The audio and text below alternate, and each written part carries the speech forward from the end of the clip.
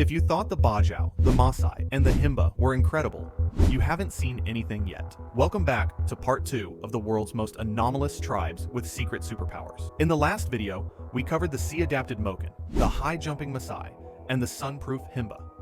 If you missed it, you need to stop right now and click the link in the description to watch part 1.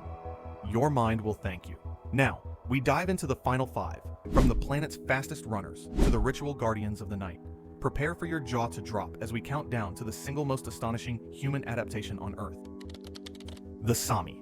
The Sami people are an indigenous group who live across the northern parts of Norway, Sweden, Finland, and Russia, a region they call Sapmi. Their traditional way of life is deeply connected to the seasons and the land, revolving around herding reindeer. They guide the animals across the tundra and forests, a practice that has sustained their culture for centuries. Today, their population is estimated to be between 80,000 and 135,000, and they speak 9 different Sami languages. The reindeer they tend are not wild. They are domestic herds, with close to 250,000 animals grazing in Norway alone each spring.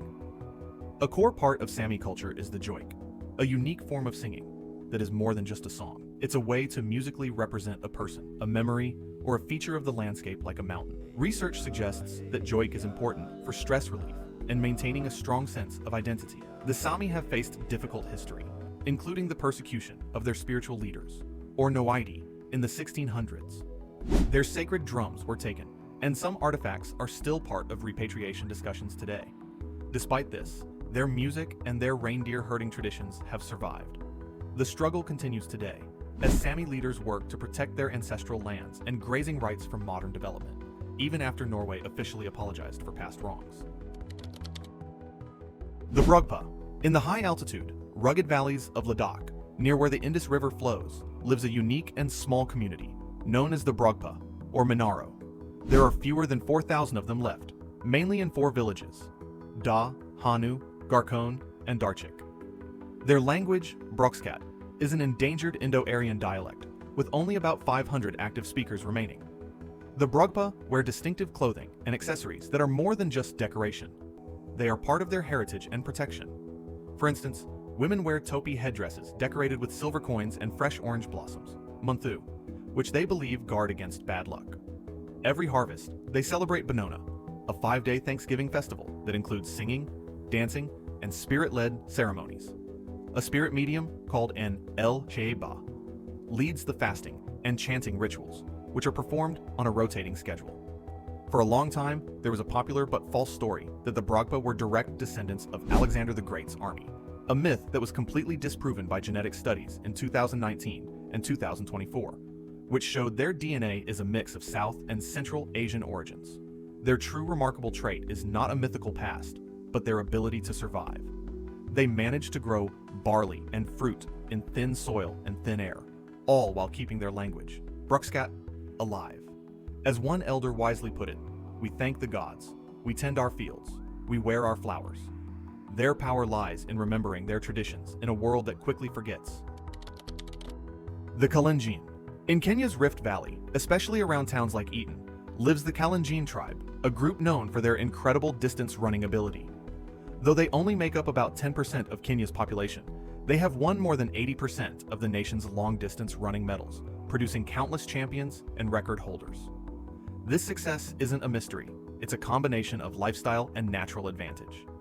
Research since 2006 has pointed to several factors. Most elite Kalenjin runners grew up running long distances to and from school. Living at a high altitude of over 2,400 meters means the air is thin, which naturally builds endurance. They also train intensely together as part of their culture. Physiologically, they are built for running. Even as children, untrained Kalenjin boys were found to use less oxygen while running, meaning they can go further with less effort. Their naturally light body frames and long limbs add to this efficiency. Their simple diet of traditional food, like ugali and milk, supports their training. As the running legend Lorna Kiplagat explained, training at such high altitudes makes running at sea level feel like you are flying, a feeling they earned through hard work.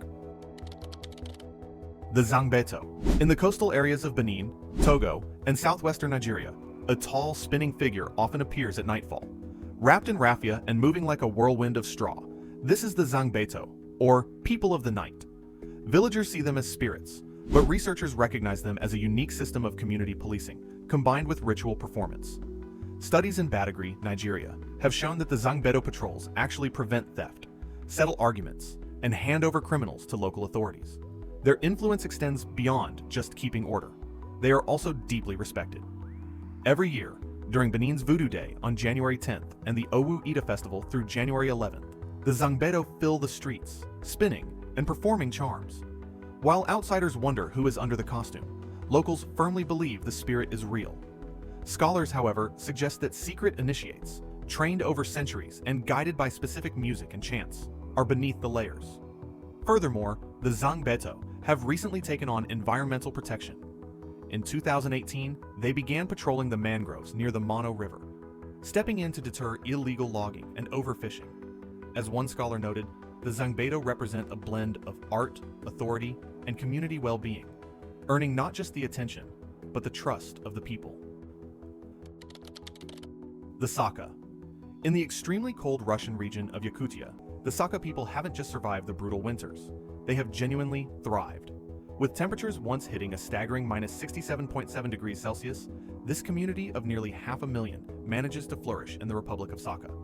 Scientists have looked into how they manage the cold, identifying genetic factors like TBX15 and WARS2 that help their bodies store fat in ways that retain heat. Newer research has also pointed to genes that cause brown fat to generate extra warmth, suggesting their bodies are naturally adapted to the environment. Their unique metabolism doesn't just cope with the cold, it relies on it. However, their resilience is not just biological. During their summer festival, Yiyak, the Sakha keep their cultural memory strong by sharing their ancient epic poems, the Olonko, recognized by UNESCO, and performing traditional rituals. Even their local livestock is extraordinary. Yakutian horses can dig for food in snow and withstand a yearly temperature variation of over 100 degrees Celsius. They are key to Sakha life, showing a remarkable adaptation to an environment once considered uninhabitable. The Sakha people are living proof that life can take root, even in the most challenging places. How do these tribes unlock abilities most think are impossible? Could science ever catch up to tradition, or are we just beginning to understand? Subscribe for more and drop your wildest theory in the comments below.